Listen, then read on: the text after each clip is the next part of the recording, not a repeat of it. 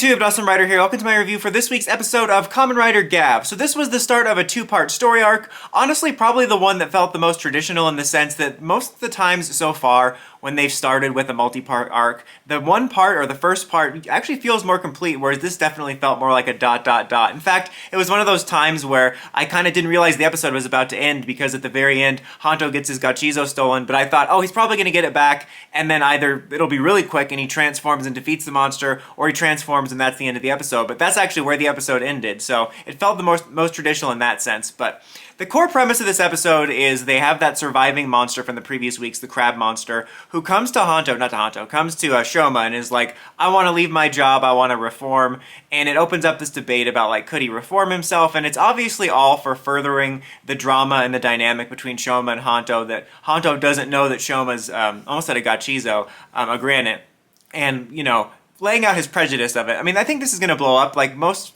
the time so far, they've been pretty reasonable with it, which I appreciate, with Hanto not flying off the handle. Although, of course, he makes the flying off the handle statement in this one where he's like, they all must die, or whatever. But you know what I mean. I think thus far they've actually behaved like mature adults for Toku characters. But I think this conflict is where things are going to hit the head. Obviously, we know they're going to be kumbaya friendship bracelets. The third and fourth rider, 90% of the villains, they're all going to be on the same team at the end of the series. Probably, who knows. There's something I do want to talk about with that. But I think this conflict is definitely being built up to be the big blow-up. Not misunderstanding, but conflict. But that's kind of just used for that, of Shouma being like, maybe if I can find a granite that's good, then I can prove to him that they can be good, and then I can reveal myself. However, I do have to say, Shouma at one point in the episode's wondering, like, can there be a granite that's not evil? Wouldn't that be his uncle? I don't recall if his uncle's still doing some shady stuff or somehow getting dark treats, but is he not also proof that there's a good granite?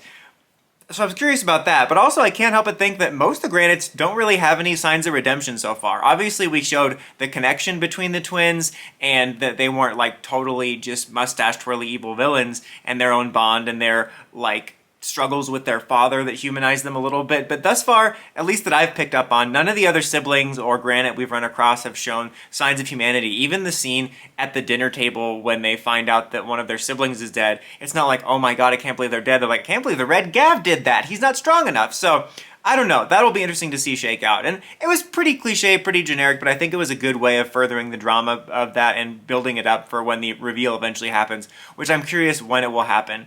We also get a little bit of insight into, like, when they do a procedure for a granite to be able to become human, which I've been meaning to bring this up and I keep forgetting to, but I really do like that inverse of usually it's a human character that's been given, like, a dopant memory or something like that, or, you know, they just happen to have a human disguise and then they transform into their monster form. Like that in this series, the human transformation is their transformation. And I'm going to be honest, I don't remember this character's name, the character that we see getting transformed who's wearing, like, the mysterious hat thing. And there's a funny scene where they, like, take him outside and he's covered with a blanket, and, like, you can see the actor carefully removing the blanket so that his hat stays on.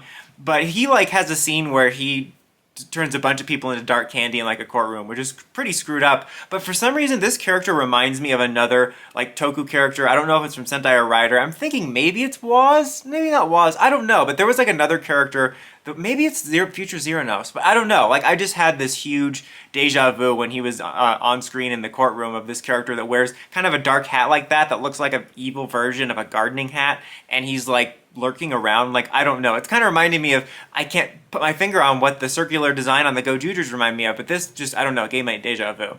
Also, I didn't bring it up last week, but we did see one of the members of Stomach Inc., one of the family members, I believe. I don't know any of their names, I'm going to be honest. I'm never going to learn their names, if I'm being honest, too. But he's working with the guy that made Hanto's powers, and you see them exchanging knowledge, and we do confirm that he's human, because he even says it at one point. So that's a thing.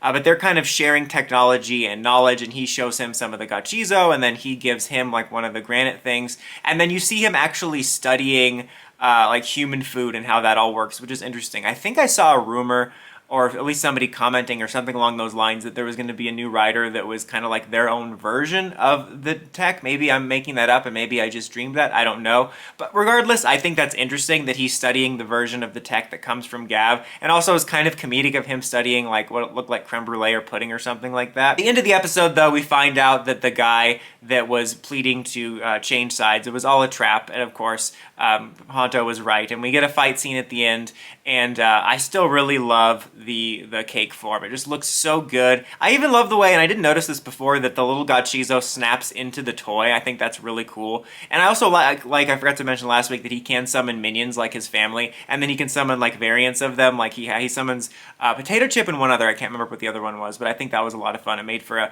a fun fight at the end. But then you have that cliffhanger, like I said, where Hanto chases down the monster of the week, and before he can use the little cake Gachizo they gave him, he takes it and the episode ends, which I actually appreciated, just because when we had that, I'm like, oh, we're actually kind of running into situations where we're debuting stuff back to back here. Nothing hugely offensive, but I was just a little disappointed because they had such a good track record. But I like this. There's like a little one episode break before we get his version of the cake form, which I think is really nice. But yeah, overall, solid one-parter. Still enjoyed it. I'll be really curious to see how long it'll be before we do get the reveal of Shouma to Hanto. I hope they don't drag it out till the end of the series, maybe around when we get like the next super form or something. I don't know, but we'll have to see. Anyways, guys, until next time, don't forget to like, comment, subscribe, and climb the steps and ring that bell to get notifications for all my videos. Dawson Rider, signing out.